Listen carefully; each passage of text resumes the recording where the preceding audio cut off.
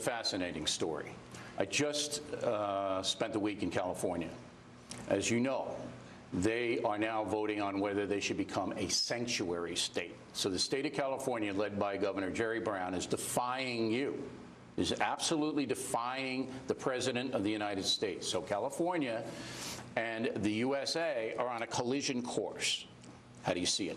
Well, I think it's ridiculous, sanctuary cities. As you know, I'm very much opposed to sanctuary cities. They breed crime. There's a lot of problems.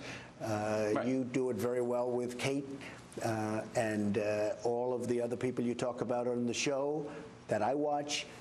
I will tell you that sanctuary cities they got a lot of problems, and there's tremendous crime. A lot of people agree with me. This was a campaign issue. This isn't just brought up now. California, in many ways, is out of control, as you know. And from a economic standpoint, people are leaving California, going to Texas and other places that run in a different manner. But we'll see what happens. We will certainly not stand for sanctuary, even cities, let alone states. You mentioned Kate's Law. Why do you think the Democratic Party opposes Kate's Law? It seems so logical. Yeah, it's so logical. There are many things that are very logical. Tax cuts are logical, but the Democrats want to raise taxes instead of lowering taxes. But you didn't answer my question.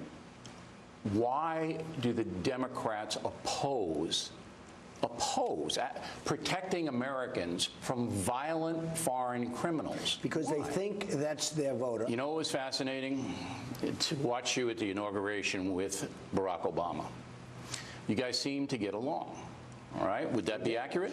It's a very strange phenomenon. We get along. I don't know if he'll admit this, but he likes me.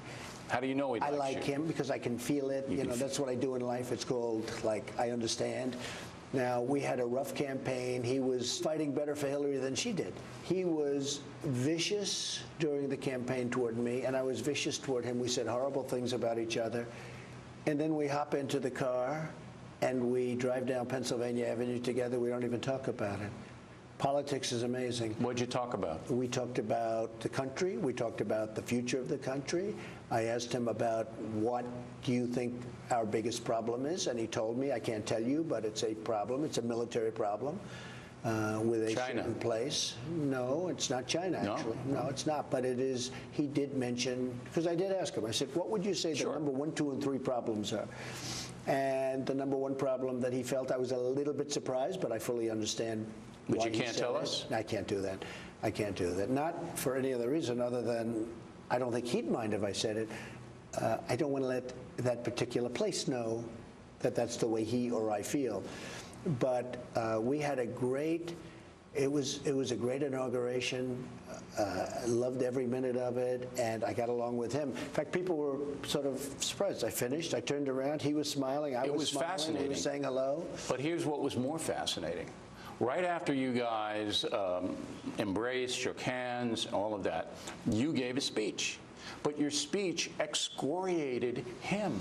You basically took his administration apart, and he's sitting 5 feet away from you. In your mind, did you say, how is he reacting to this speech? See, I'm an honest person. The country has very, very deep-seated problems.